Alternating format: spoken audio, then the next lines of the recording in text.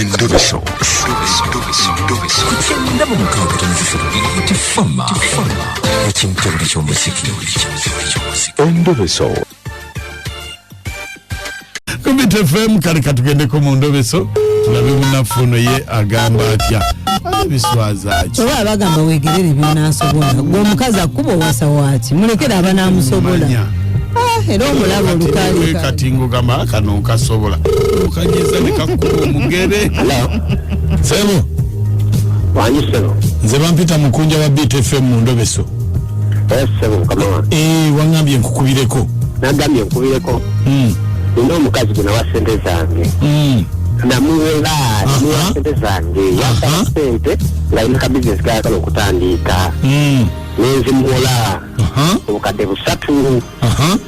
naye kati mbadde nga mukubira amasimu musaba ku sente atagakwata oluusi olumu nga omanyi byokubaayo era naye kakati njagala kumanya sente zange anaaziwa kati ye yali agenda kukola bizinesi ki bizinesi yanyumiza nnyo kiryawo kati ate gwe awola okola bizinesi ki sente zange nazijja mu mukene nsobola mukene nsobola n'ebipayinta bino by'amazzi eno ku nnyanja babigula mbadde sibamu mukyanga batekamu ate bigenda ku butimba gamba nkolera eno ku nnyanja eno anti kakati labayo olina layisinsi ewola ase layisinsi mukunja anti nkigezaako okubriefingamu ekitegeere olina layisinsi ewola kyogamba ye alina layisinsi eyewola kakati bwe mukubuuza nga nange ombuuza tojja kuyiga mukulu tojja kuyiga ate munange kyembadde njagala male okumanya manye amazima nampa akasente kange akampe amanya go gwani bampita mukulu kabiwa ate ye omuwala yani ye Aginesi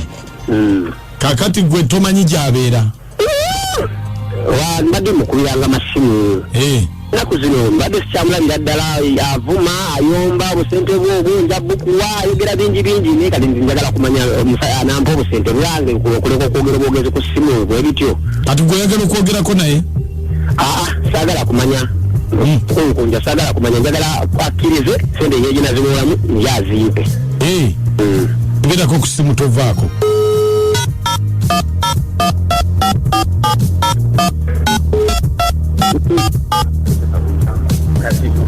sebo toyogera sirika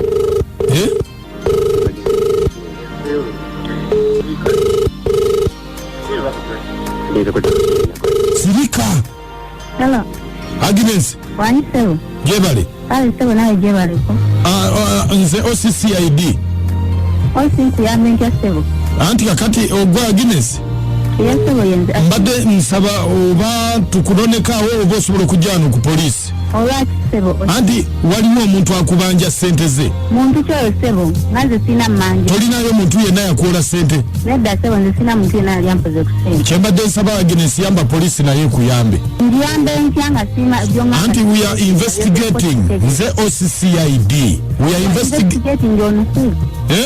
mukola investigation kwani anti kugwe waliwo omuntu alina wano kesi gyawo fayiri nze agamba nti yakuwola sente naye okyaganya okuzimudiza so twagala kuwulira saidiyo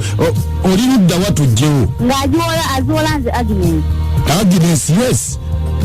nga yani oyo sebo osi bamuyita kayiwa omanyi ogambye kayiwa kayiwa yeyampa bidembu yampala sente amanja kale kino sobola kikkiriza yakikoze ddi ekyo anti tombuuza I'm investigating it can't be nga yazimpola ddi sente ze kayiwa nze buli 10 ekinafunanga okuva ewa kayiwa nakitasuliranga kayiwa tammanja buli 10 kiwakoleranga wakisasuliranga buli kyeyampanga kyenalisivinganga okuva gyali nakisasuliranga kayiwa talina 10 kyammanja ate simugambangako kumpola sente zeyampanga nazisasuliranga ate kuzisasulira otya nga ate yagamba abanja ate osinayitobera mwana muto nze Agnes oliye kayiwa kitegeeza ni mukazi oli musajja si bwe kiri kayiwa yali ankwana natukesera nayagala mbu agala kumpasa nze byebyokufumbirwa si byendiko kitegeera osi ebyabasajja nakoowa ayogera ku bufumbo nti ennyo ng'ayagala kumpasa era njagadde nsaanira okubeera mukazi we ebyo si byendiko osi okitegeera nze nimuwala eyeeyiiya wobeera n'amajja ng'ontemera nze nga nkolera kyoyagala era Kayiwa namugamba gwe nsasula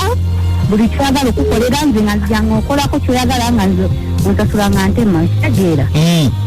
naye ye ng'awoza simanyi njagala kuwasa biki nampaawo obusente bwe kati ye akubanja sente mmeka talina sente za mmanja yampanga mpese kakati okay miliyoni 2.7 wangi nedda osi bwe nagendanga omugirirako nga naye ampaayo kitegeera kati bwe nzigatagatamu okusinzira kubanga lyamalanga azimpa nizifunira nze kyensobola okubala ekitonotono nti ziri miliyoni 2.7 kati olwaki tomuddiza sente ezo ze miliyoni ze 2.7 z'ogamba ate osinawe kikyoyogerako namusanyusa mu mutima ye nasanyuka mu mutima nange nansanyusa mu nsawo kitegeera namutemerangako kyeyeetaaga nange nantemera kyetaaga oneganye kati wabula Kayiwa tolina magezi oneganye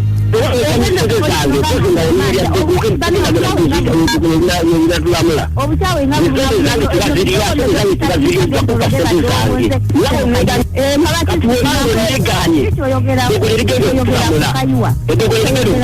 eddogo ogenda lijja wakona kati gwewe jagenda lya Mombasa nze jagenda lya Tanzania tulambe gundi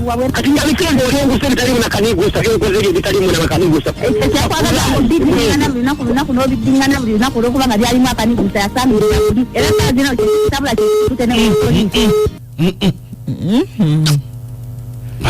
naye nze kyempuliddemu kasita mutuuse ku buniguusa nze kyempuliddemu omukazi agambye nti bwe bate byalimu kaniguusa ng'obifiirako kitegeeza oli yeeyisa kale endobeso mugiwulidde obulungi ebadde yakaniguusa owange nina kati gambuuze mugunja nze noonya miliyoni 7 kugula poloti naye atadde mugundi mu nnyama no si bbuca nze negwe kaluka bbeeyi naye ffe tetunayogera ku bbuca za nnyama ya ntoba ya nkoko balufula yadde mbuuzawo nagacwa akaleka bbeeyi ako ne kabbeeyi akantu ako ne kabbeeyi nze ngamba oyo amwesonyiwa amuveeko buvi oba naye yali abyala kale amanya gati namponywa ne Kabowa oyo mwana mulezi yaggwayo kasita yakkiriza okubanga bakola ebyensonyi n'omukyalo oyo takyabanja era agende yebake kubanga oyo yamusanga nekolera jange Haji Kasule wuuno omusajja akimanyi nti yaggwayo ate newamubuuza ekibuuzo nti olina license okukkiriza okuwola kati singa badde alina license emukkiriza okuwola otwandibadde tugamba nti atandikira awo naye kakati akimanyi yasasulwa dda naggwayo ayiye sente endala atagabira abalala nsigadde ne Haji Kasule Kabowa nze omusawo gwefu DCC Joseph nimanya mene mawogolo esemba bule naye bannange mutuweereza bulungi nnyo nsiima mwebale naye kakati nze ngamba abafumbo bonna ne bamuzeemu enjawukana mwatu ebintu by'okwerangira si birungi akaniguusa kubanga era oba ojja kudda nze siri mwewale kutuweereza akaniguusa ke kakotwala omuwogo ewa enzudde Kayiwa obukyayi bwe buli mu mmolo mu bambi kati atanisa okusaba akasente ke yalinga ateekamu naye ng'agumira ajja kufuna omukazi amwagala alina akaniguusa kanoonya kalina nabbaalo abakyala bakyabaanika nnyo ku TikTok kati omusajja ng'aswadde oba bategeegana kati lwaki amweganye ono Agi mukyaswala nnyo